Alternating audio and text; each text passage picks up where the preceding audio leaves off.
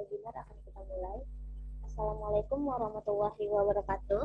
Waalaikumsalam warahmatullahi wabarakatuh. Bagi Bapak dan Ibu sekalian, salam sejahtera untuk kita semua.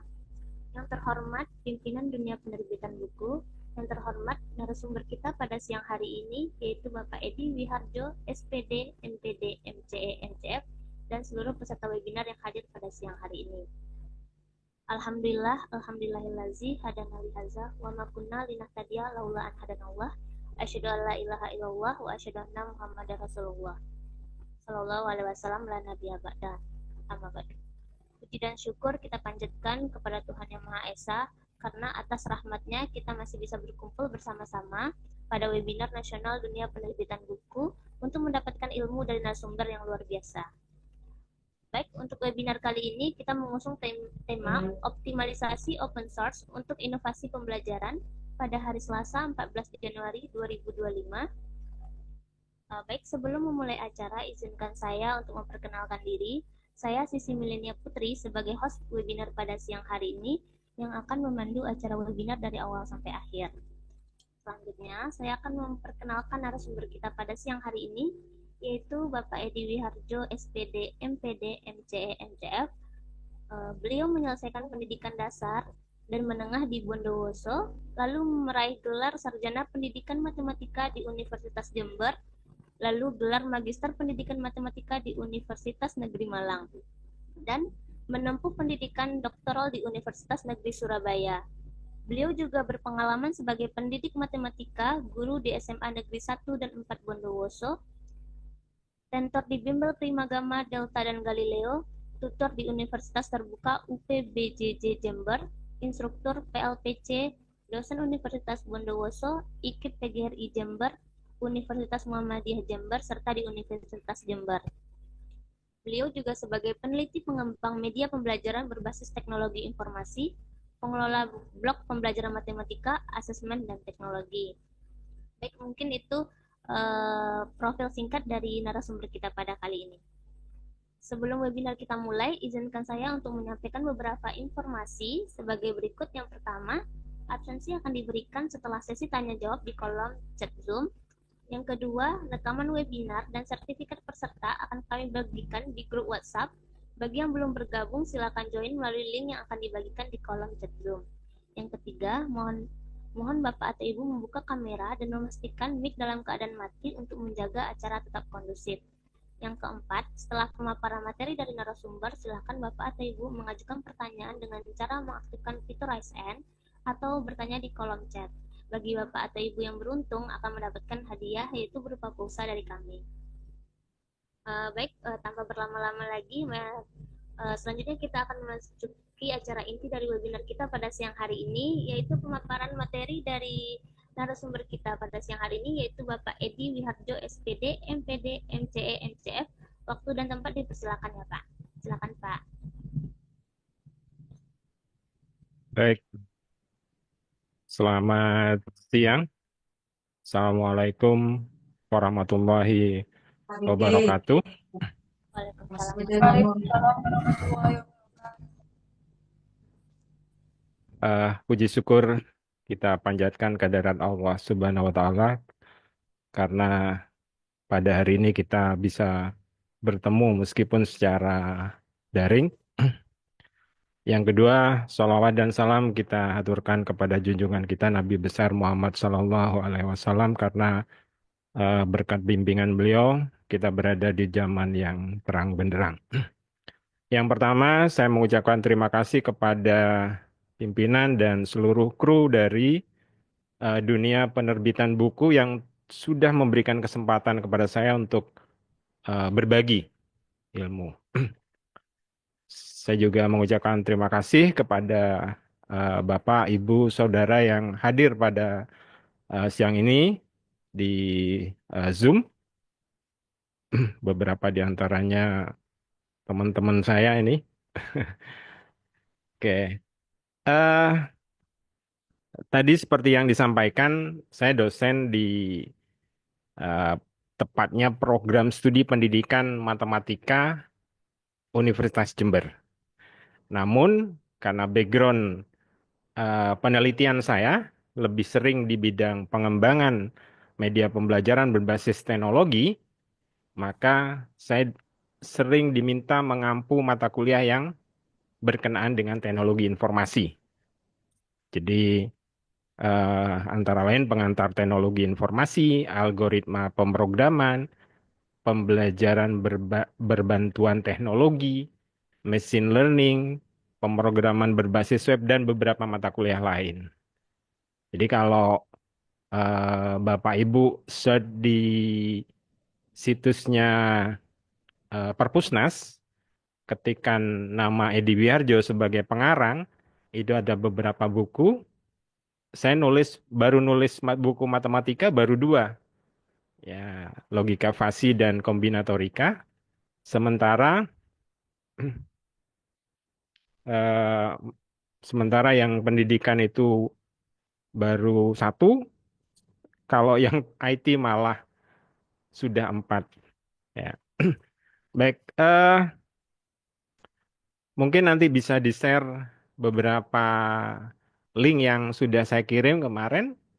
Jadi kalau dosen itu biasanya dilihat dari karya ilmiahnya, ya. Jadi silakan Bapak Ibu cari di Sinta, ya, Sinta dari Kemendikbud.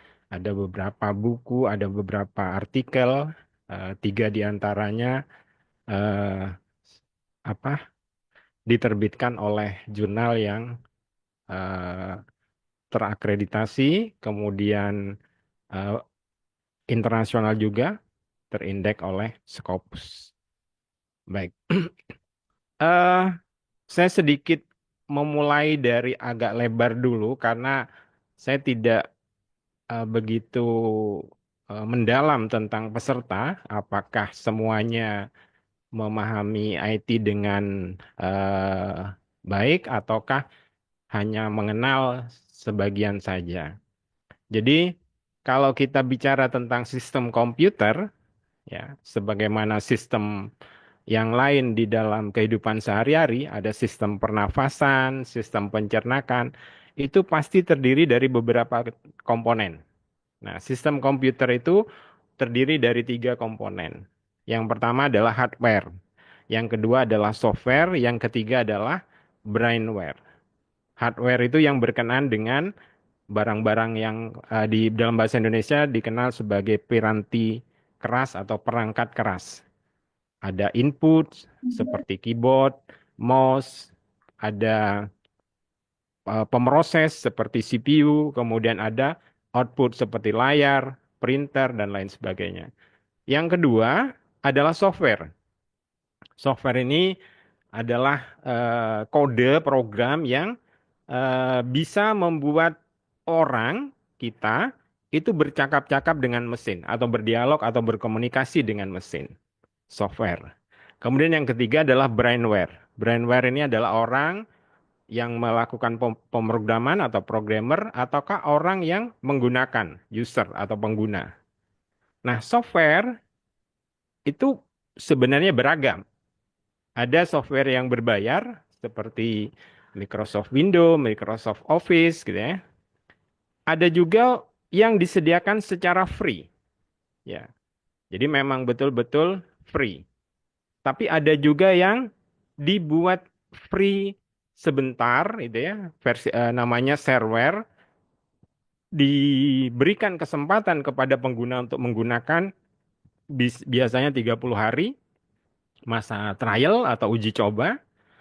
Nah, ada juga yang betul-betul free, bukan hanya digunakan, tetapi dia boleh atau diberikan kodenya, source-nya, terbuka, open.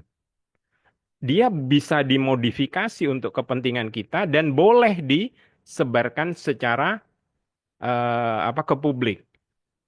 Nah, kalau Microsoft Windows hanya miliknya Microsoft, tetapi Linux itu banyak versi. Ada Debian, ada Red Hat. Nah, mereka mengembangkan sendiri-sendiri berdasarkan kepentingan. Ada Ubuntu, ada Edubuntu, dan lain sebagainya. Kenapa bisa berkembang? Karena source-nya diberikan. Ya. Oke. Eh, nah, harapan kita hari ini kita akan membahas open source yang bisa digunakan untuk inovasi pembelajaran. Banyak orang-orang baik di luar sana yang mau berbagi untuk bisa digunakan. Nah, jadi manfaatnya tentu saja itu tadi kalau dibuka dibuka orang bisa mengubah, memodifikasi dan tidak ada rasa ketakutan untuk berbagi, tidak perlu membayar, maka kemungkinan akan lebih apa namanya? Bermanfaat ya. Nah, tentu saja kenapa harus ada open source? Jadi kalau Bapak Ibu menggunakan eh, operating system secara berbayar gitu ya, harganya itu kan mahal, 1 juta lebih, ada yang sampai 30 juta. Eh, Beberapa kampus itu sampai bekerja sama, jadi melakukan pemutihan. Di dalam kampus itu banyak sekali perangkat atau device yang di situ mungkin tidak menggunakan software eh, operating system yang legal. Maka kampus membeli sejumlah lisensi, membayar cukup mahal, sehingga semua komputer yang dipakai di kampus itu dianggap atau dilakukan pemutihan. Besar sekali biayanya. Nah, bagaimana dengan lembaga yang tidak cukup punya biaya yang tinggi? Nah, saran saya itu tadi, jadi pakailah yang open source. Daripada kita sembunyi-sembunyi, suatu ketika pada beberapa tahun yang lalu itu beberapa warnet diadakan razia dan dikenakan sanksi ya karena menggunakan eh, operating system yang ilegal, secara ilegal. Kalau operating systemnya mungkin sama ya, diperoleh dari sumber yang legal, tetapi dia tidak didaftarkan atau tidak diregistrasi. Nah, eh, pembelajaran tradisional itu biasanya kurang interaktif dan sehingga menyebabkan kebosanan. Nah, kalau ini dibiarkan, akan terjadi keterlambatan dalam inovasi. Nah, apa saja open source yang bisa digunakan dalam pembelajaran? Ada banyak. Salah satu yang sudah sejak lama saya lakukan penelitian tentang learning management system atau sistem pengelolaan pembelajaran yang terkenal, yang paling terkenal. Jadi banyak. Salah satu yang paling terkenal adalah Moodle. Jadi gambarnya, logonya berupa topi toga gitu ya. Jadi kalau Bapak Ibu mengunjungi software dari masing-masing sekolah dan di situ ada logo itu, maka kemungkinan LMS-nya menggunakan Moodle. Ya. Kemudian ada Canvas, ada Sakai ya. Kemudian untuk alat penilaian yang paling terkenal mungkin adalah Google Form ya. Ada sebenarnya gradebook, ada open source assessment tool. Nanti kita bisa diskusikan lebih lanjut. Sementara untuk sumber daya pembelajaran, ada beberapa atau banyak orang baik yang berbagi seperti Khan Academy, kemudian Wikimedia Commons, dan OpenStack. Di situ banyak eh, buku elektronik yang bisa digunakan ya sehingga bisa di apa dijadikan suplemen atau tambahan ketika pembelajaran. Kemudian di bidang video ada OpenStack, OpenSUSE, Blender, Kden Live, dan untuk game yang beberapa ini biasanya mahasiswa saya kalau ingin mengembangkan media game edukasi itu biasanya menggunakan Unity, ada juga namanya Godot. Ya. Kemudian virtual reality ada A-Frame dan Babylon JS-nya ini JavaScript. Ya. Nah, eh manajemen konten pembelajaran yang open source itu di samping tadi Moodle, ada namanya Drupal, ya, beberapa yang lain ya, itu biasanya punya fitur-fitur yang berbeda antara masing-masing. Tetapi yang paling mainstream atau banyak yang memakai adalah Moodle. Kemudian apa yang bisa kita lakukan dengan open source ini? Karena ini terbuka, maka kita bisa berbagi, ya, berbagi sumber daya. Seseorang mungkin mengembangkan di bidang, saya lebih fokus kepada pengembangan media tiga dimensinya gitu ya. Yang lain mungkin mengembangkan yang lain. Kemudian pembaruan bisa dilakukan terus-menerus. Banyak orang akan melakukan pengembangan, berbeda dengan kalau perusahaan, maka tergantung dari perusahaan apakah mau membayar orang untuk melakukan pembaruan. Ya. Kemudian tentu saja ada apa namanya, pertama aksesnya gratis ya.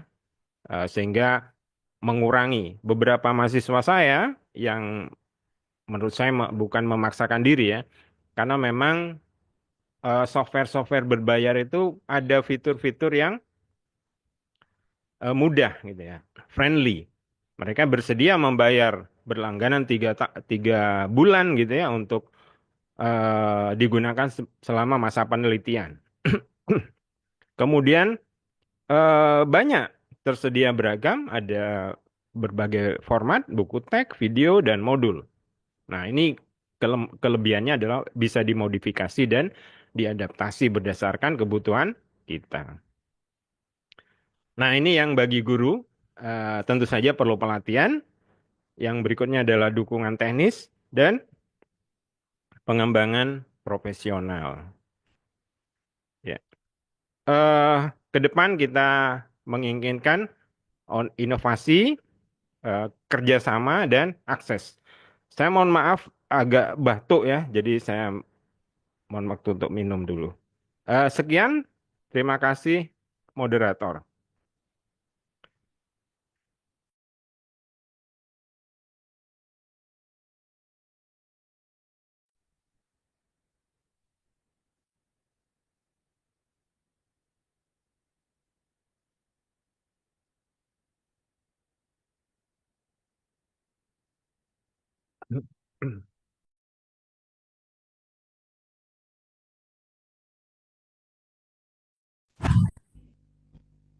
Baik Pak, terima kasih atas waktunya dan pemaparan materinya. Baik, kita buka pertanyaan kepada audiens yang ingin bertanya, silakan diaktifkan fitur raise hand-nya atau ingin bertanya di kolom chat boleh juga. Ada yang ingin bertanya di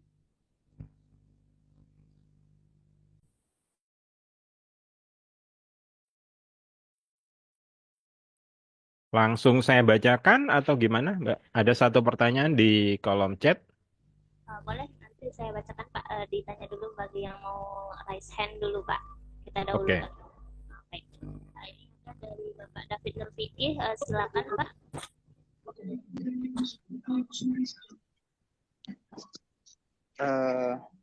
Cek cek apa suara saya terdengar?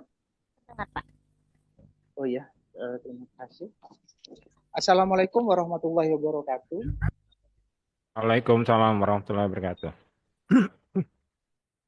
Apa kabar Pak Edi? Kebetulan saya mahasiswanya Alhamdulillah.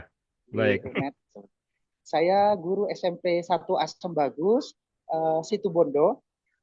Yang ingin saya tanyakan adalah saya sangat tertarik dari tadi beberapa membuka wawasan istilahnya.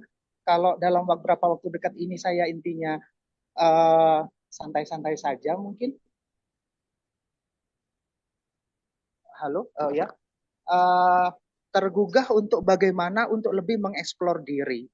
Mungkin ada beberapa tadi yang saya tertarik ya. Mungkin untuk model sudah lama, ada kan akademi juga seperti itu. mungkin bagaimana tips triknya, bagaimana saya sebagai seorang guru untuk mengembangkan diri, untuk mengeksplor itu semua, terus kemudian menerapkan dan juga bagaimana untuk berbagi kepada orang lain seperti itu. Jadi artinya sebelum berbagi saya harus mengeksplor diri dulu seperti itu. Mungkin barangkali bagaimana Pak Edi tips triknya seperti itu dan itu pun intinya tidak mudah. Mungkin itu saja dari saya. Terima kasih.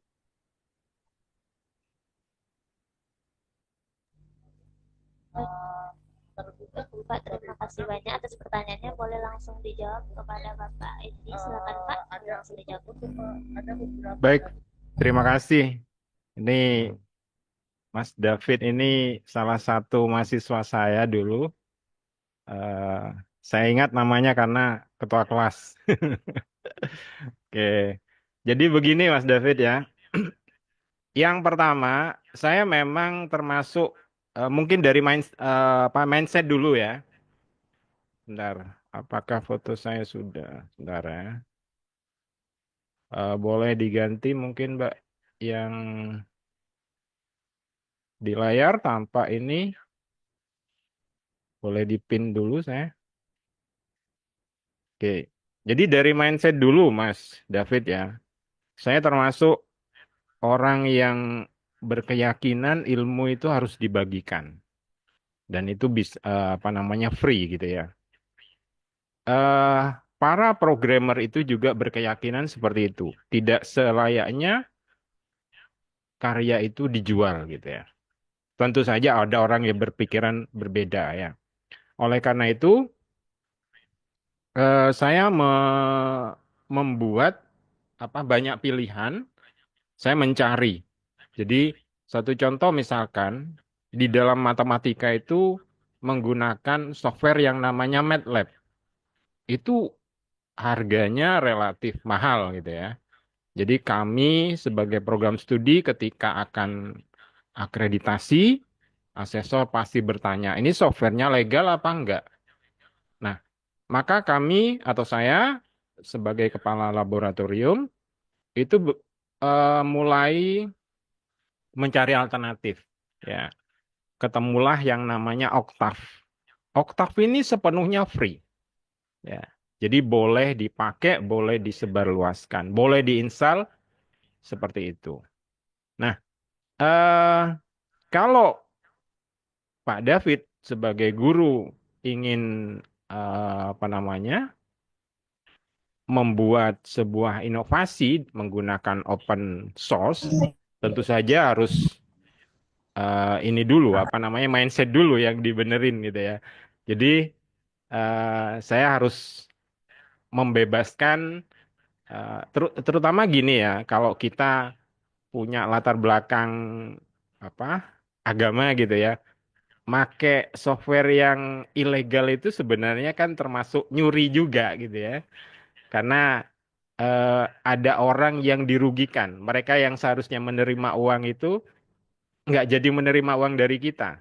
Ya, kalau software yang di pasar gelap gitu kan banyak sebenarnya. Saya punya beberapa daftarnya gitu ya. Tapi itu nggak nyaman buat kita. Makanya saya cari yang eh, ini. Termasuk kalau nggak salah zamannya Mas David ini, saya minta untuk membuat blog pembelajaran sekolah kalau nggak salah. Jadi ada sekitar 21 blog menggunakan WordPress. Nah, WordPress itu juga free, dibangun menggunakan bahasa pemrograman PHP waktu itu.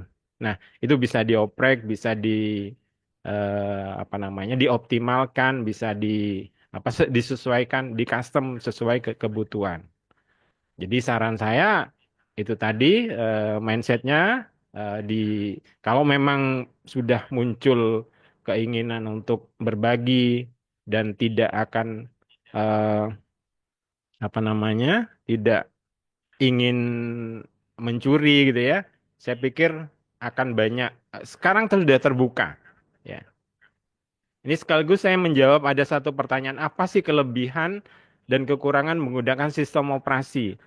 Pada tahun 2004, saya diminta pembimbing saya atau supervisor saya untuk mengembangkan media pembelajaran berbasis web. Saya melakukan eksplorasi. Zaman dulu namanya Linux itu tidak semudah sekarang. Jadi proses instalasinya itu menggunakan command prompt. Jadi perintah-perintah itu diketikkan. Jadi misalkan install gitu ya. Kemudian kita sudah ngetik agak jauh, tapi ternyata installnya L-nya kurang satu. Maka kita harus backspace. Backspace itu ke belakang, terus kita tambahkan L-nya terus gitu ya. Sampai suatu ketika saya berhasil menginstal Linux ya. Jadi OS dalam satu hard disk gitu, dalam satu sistem komputer itu saya install dua, Windows dan Linux. Ada banyak, ada Red Hat, ada eh, apa namanya, yang saya punya CD-nya waktu itu. Akhirnya berhasil, tapi ternyata apa? Karena sistem apa namanya, file sistemnya itu berbeda, Linux-nya kebaca, Windows-nya enggak. Ya. Jadi langsung waktu itu saya bukan bukan ini tapi pegel Linux katanya. Jadi jadi itu kelebihan dan kekurangan. Tapi kalau sekarang instalasi open source itu sangat mudah.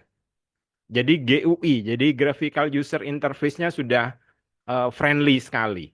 Ya. Saya rasa itu. Terima kasih. Mudah-mudahan menjawab, Mas David. Baik, terima kasih atas jawabannya Bapak. Bagaimana Bapak David Nurfiki? Apakah masih ada tanggapan Pak? Itu sudah cukup, terima kasih. Itu yang hal sederhana tetapi sangat berpengaruh. Terima kasih. Oke. Baik, sama-sama Pak. Baik, untuk selanjutnya kepada pertanyaan selanjutnya itu kepada Bapak Izharul Haq, boleh diaktifkan mikrofonnya Pak. Boleh silakan.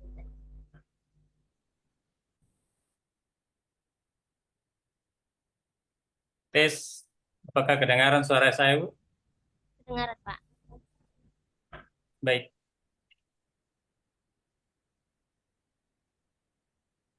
Sebelumnya, perkenalkan nama saya Izharul Haq, bisa dipanggil Ical. Saya juga tenaga pengajar atau dosen di Universitas Iksan Sedendrang Rapang di daerah Sulawesi Selatan. Baik, saya sangat tertarik dengan pembahasan Bapak ini, yaitu tentang optimalisasi open source untuk inovasi pembelajaran. Nah, yang ingin saya tanyakan, Pak, saya kan ini juga, apa namanya, baru menjadi tenaga pengajar tahun 2023. Ya, jadi baru 1 tahun saya mengajar di Universitas Iksan.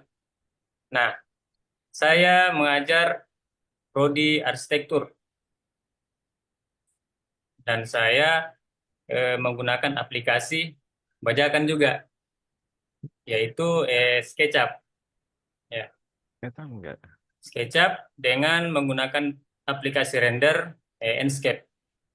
Nah, yang tadi juga pertanyaan pertama, saya ingin menanyakan apakah sangat berpengaruh apabila kita menggunakan aplikasi bajakan terhadap pembuat aplikasinya, ataukah tidak terlalu berpengaruh signifikan, maksudnya tidak terlalu merugikan yang sebagai pemilik aplikasi. Yang kedua, eh, bagaimana cara memastikan keamanan perangkat lunak yang bajakan itu bisa menjaga data kita, karena kemungkinan besar pasti aplikasi yang bajakan itu bisa menghilangkan file kita ketika kita bekerja di aplikasi bajakan. Yang itu pertanyaan saya, Pak. Apakah jelas, Pak? Cukup jelas. Baik, terima Boleh kasih. saya langsung jawab? Boleh, boleh. Boleh Pak, silakan Pak. Baik. Gini ya, Mas. Jadi yang pertama, eh, bagaimana konsekuensi dari software bajakan terhadap programmernya ya. Ya. Saya berbicara berdasarkan pengalaman prodi kami. Prodi kami dalam rentang 2 sampai 5 tahun kemarin itu melakukan akreditasi. Yang pertama akreditasi nasional oleh Lamdik, kemudian yang kedua akreditasi internasional oleh ASIIN, Badan ASIIN. Nah, salah satu poin pertanyaan yang sering ditanyakan, kami punya, saya kepala laboratorium pendidikan matematika, punya 3 unit gitu ya. Yang pertama adalah laboratorium virtual, isinya komputer untuk mahasiswa praktikum, kemudian ada bengkel.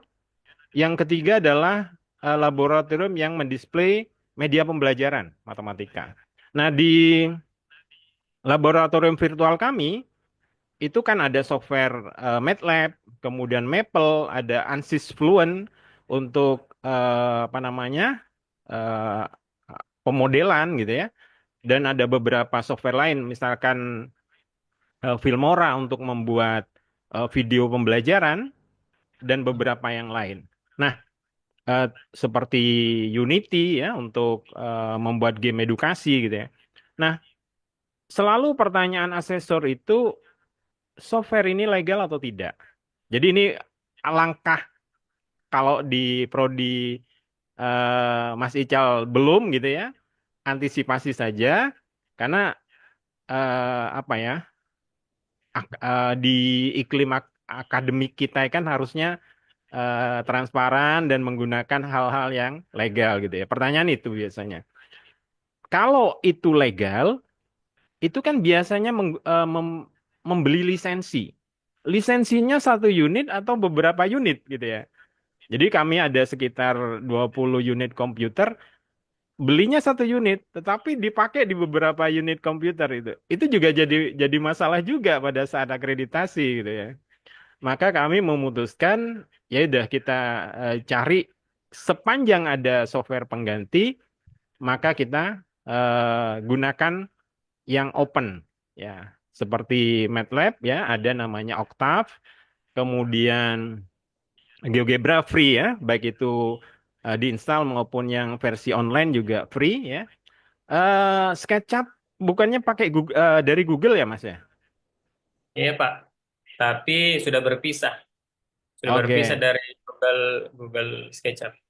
Ya, saya pernah belajar waktu itu, tapi nggak sampai dalam karena apa namanya waktu masih awal-awal. Kemudian apa konsekuensinya bagi programmer? Tentu saja mereka ketika bekerja di sebuah perusahaan itu kan ada proses pengembangan dan itu butuh biaya. Mereka pasti menginginkan modal itu balik gitu ya. Maka itu ketika itu tidak terjadi kan pasti merugikan. Nah, konsekuensi bagi kita, saya pernah ya Mas ya, pernah pakai juga software-software yang apa namanya, seperti software penelitian yang sulit gitu ya.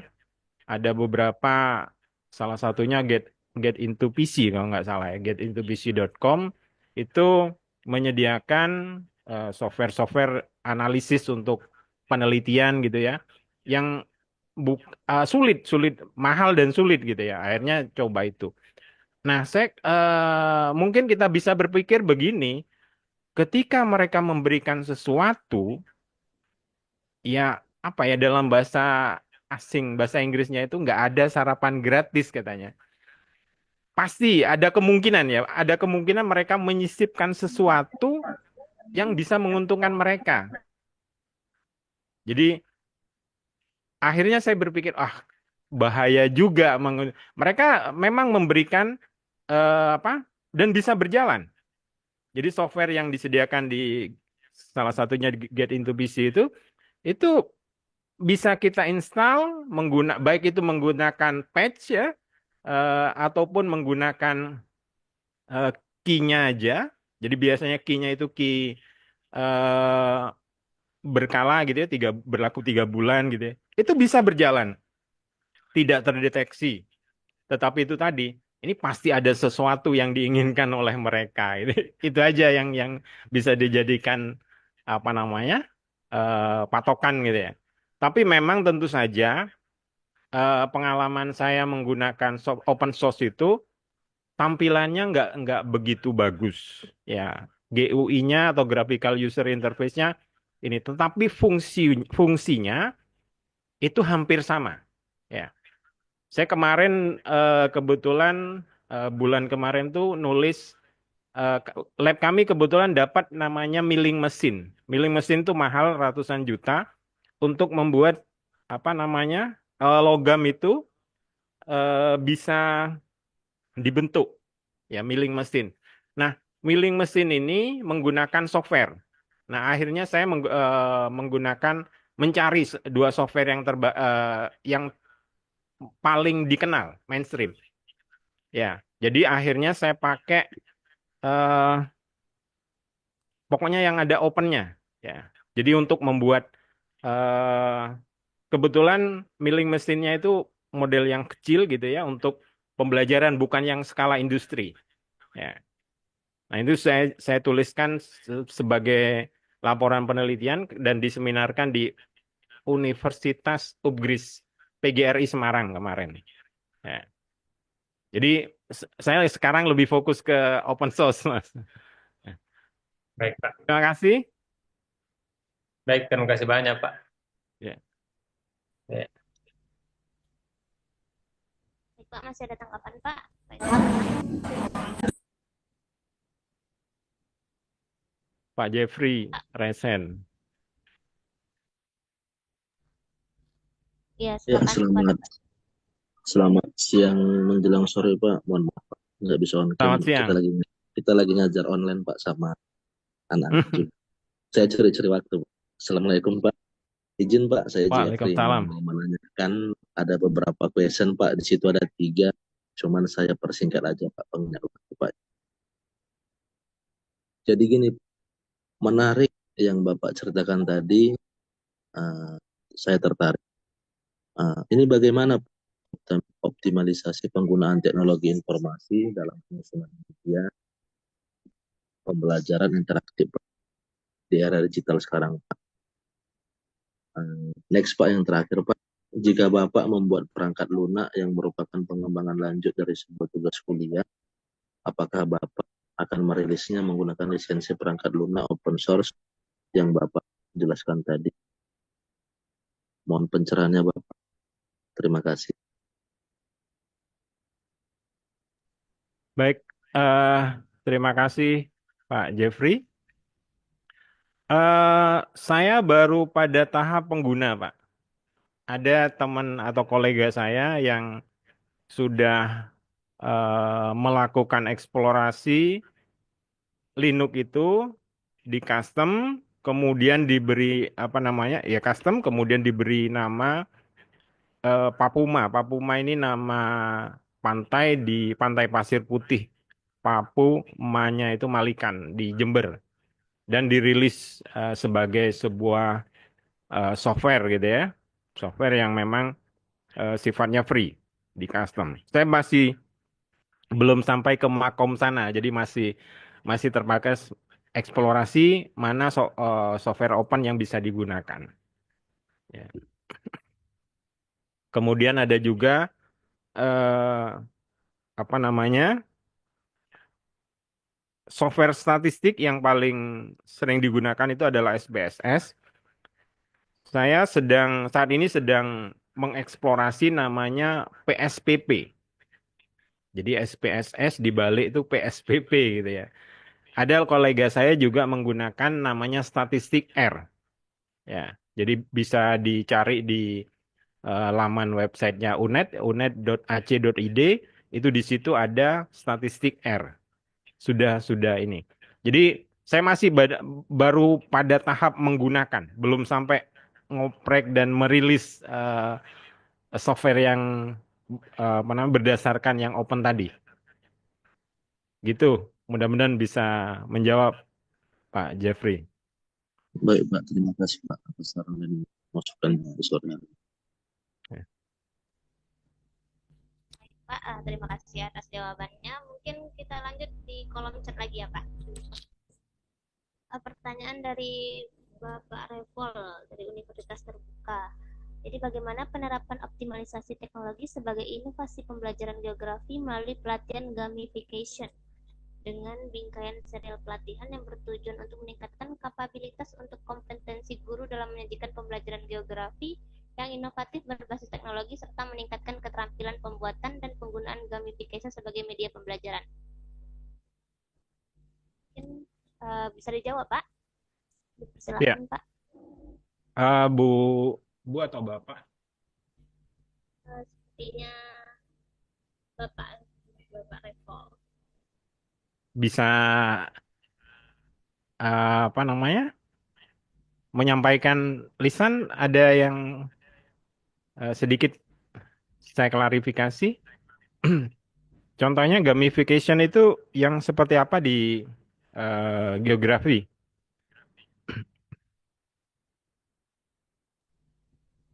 Ada Bapak Revo.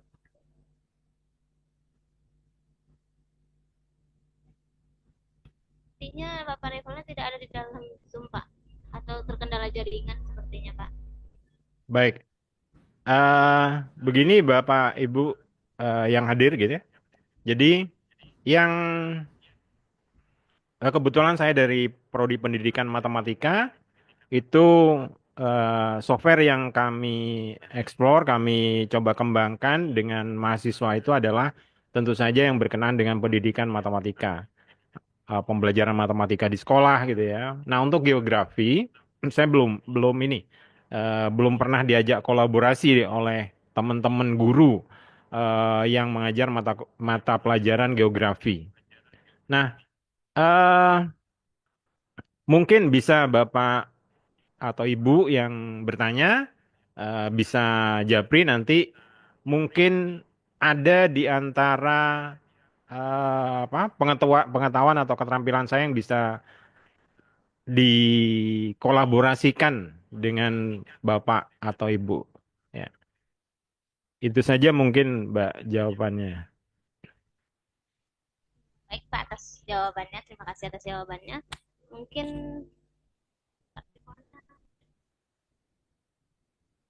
tidak ada, mungkin kita lanjut ke pertanyaan selanjutnya ya, Pak.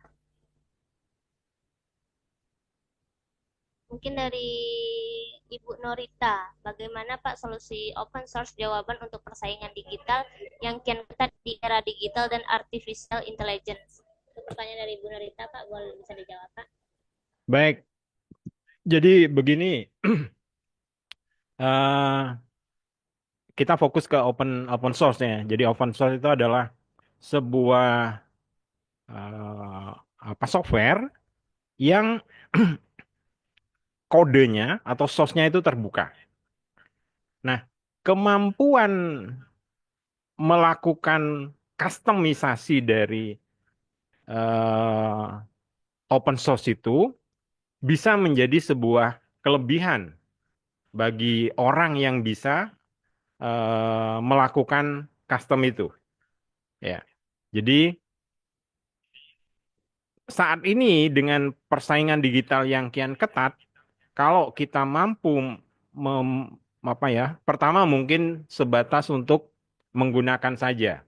Ya, saya kalau word processor, teman-teman yang lain mungkin menggunakan eh, Microsoft Word gitu ya atau yang lain, saya menggunakan namanya LaTeX. Nah, tentu saja LaTeX ini kemampuan ini kebetulan eh, LaTeX itu memang didesain khusus untuk mengolah teks. Ya, jadi kalau ini sangat tepat kalau dunia penerbitan buku itu punya desainer atau punya orang yang ahli di bidang latex. Karena eh, desain buku itu kalau kita lihat di terbitan luar negeri itu hampir bisa dipastikan menggunakan latex. Ya, jadi tidak pakai Microsoft Word atau yang lain gitu ya. Nah, jadi harapan kita ya atau dengan sharing ini akan banyak yang punya wawasan lebih di bidang open source gitu ya. Dan pada akhirnya memiliki kemampuan menggunakan, pertama menggunakan, yang kedua melakukan custom open source itu, jadi ngoprek istilahnya, dan membuat keterampilan itu bisa memiliki nilai jual untuk mereka yang bisa membuat mereka lebih kompetitif di era yang sangat ketat ini. Ya. Jadi sangat relevan Ibu kemampuan untuk open source. Terima kasih. Baik, Pak, terima kasih atas jawabannya. Eh, Mungkin kepada Ibu Nurita ada tanggapan terkait penjelasan dari Bapak Edi tadi.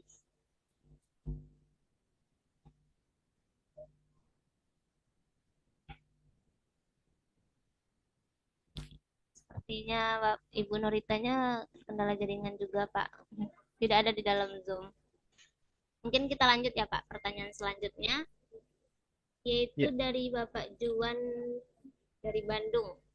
Bagaimana pentingnya open source dalam pendidikan dan penerapan dan pemanfaatan teknologi harus bisa dikuasai oleh anak bangsa yang akan menjadi penerus bangsa nantinya. Jadi bagaimana Pak pentingnya open source dalam dunia pendidikan katanya.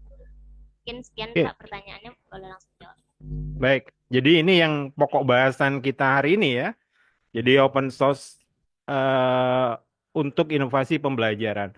Nah, untuk yang pendidikan itu pembelajaran tuh biasanya terbatas di kelas gitu ya. Kalau pendidikan itu bisa yang apa di sekolah, tingkat sekolah atau lebih luas lagi gitu ya.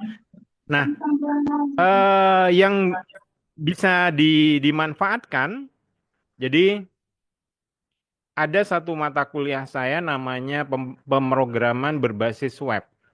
Nah, mahasiswa itu secara project based learning gitu ya, mereka diminta untuk membangun, atau sebenarnya bukan membangun dari nol ya, tetapi mengembangkan.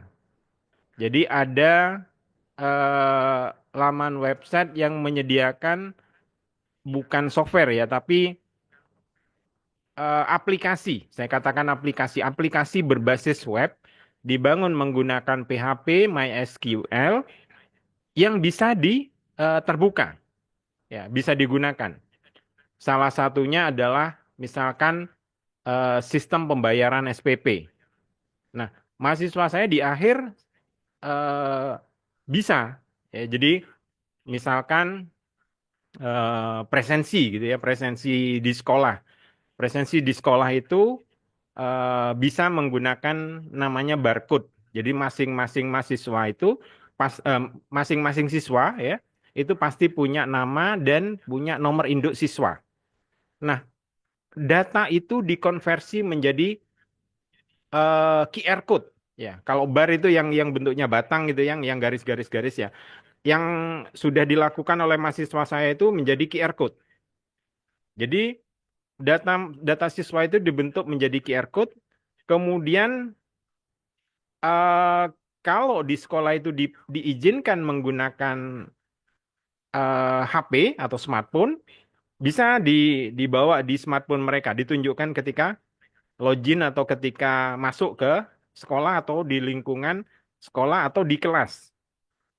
Ya, jadi guru itu cukup menggunakan HP dia, HP yang dimiliki oleh guru itu yang berfungsi sebagai scanner.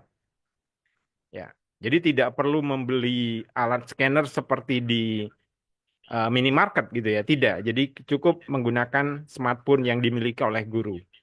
Nah, itu bisa. Ya, ada laman website yang menyediakan source-nya dan bisa terbuka. Ya. Kemudian tadi sistem pembayaran SPP, kemudian apa namanya, sistem penilaian, sistem ujian online itu juga tersedia. Ya, bisa kita kembangkan. Ya, asalkan kita memiliki bahasa pemrograman yang paling apa namanya, paling banyak dikembangkan dan biasanya terbuka itu adalah PHP. Ya. Sementara itu, Mbak. Jadi pendidikan ya lebih luas dari pembelajaran gitu ya. Baik Pak, terima kasih atas jawabannya. Bapak Juan ada tanggapan terkait jawaban dari Bapak Edi tadi, Pak?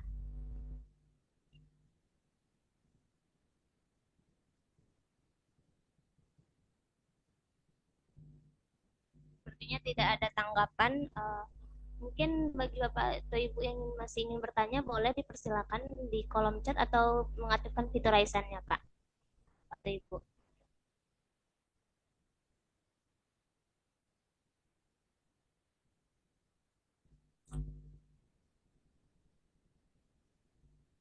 Mungkin kalau tidak ada lagi, boleh Pak kita cukupkan webinar kita pada hari ini. Mungkin ada closing statement dari Bapak, kepada Bapak dipersilahkan. Baik, sebentar Pak ya. Baik Pak. Saya share sebentar tentang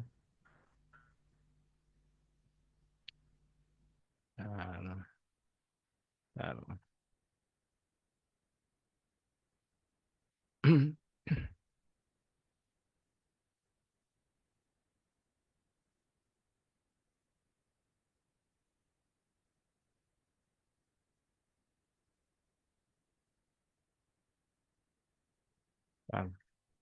Ya. Bapak Ibu, misalkan apa namanya,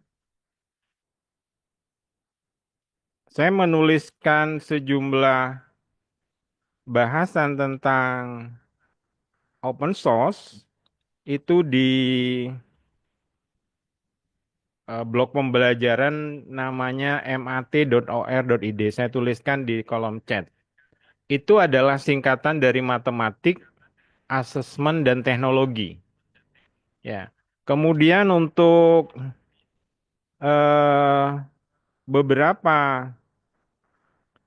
software yang saya ceritakan barusan, jadi dikembangkan oleh mahasiswa, terutama untuk pendidikan ya, sistem pembayaran SPP, kemudian sistem presensi, itu laporannya sudah dipresentasikan dalam bentuk video dan saya publikasikan di eh, channel pembelajaran namanya Pakarti. Jadi semuanya ada di apa namanya di web ya. Bentar, ini sepertinya ya. Ya, saya rasa itu, oh bentar, makanya,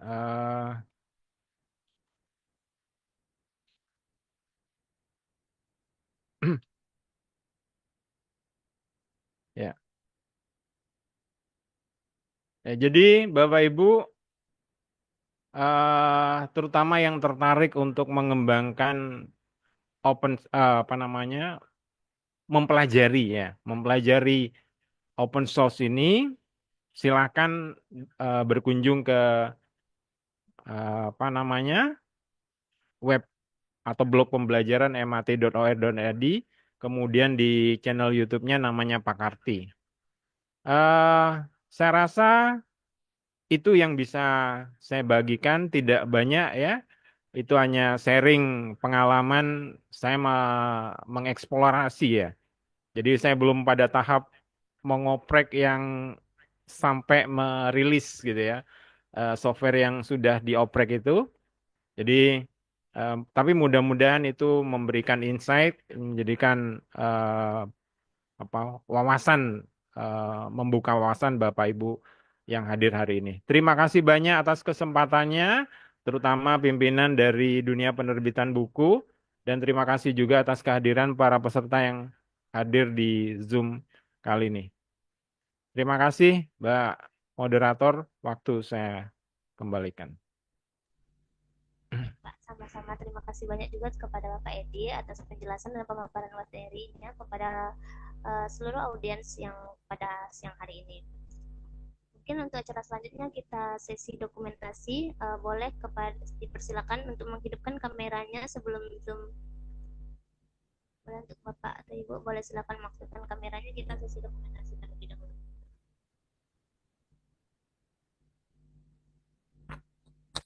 Mungkin saya pandu ya, 1, 2, 3.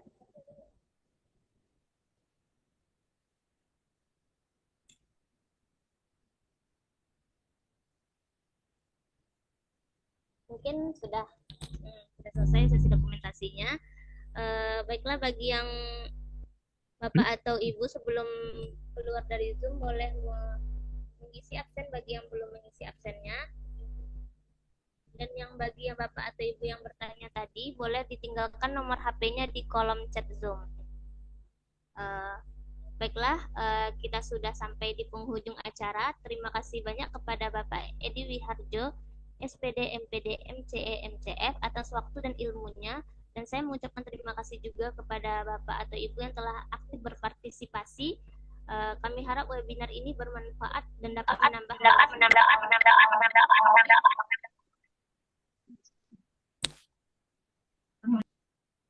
saya selaku host.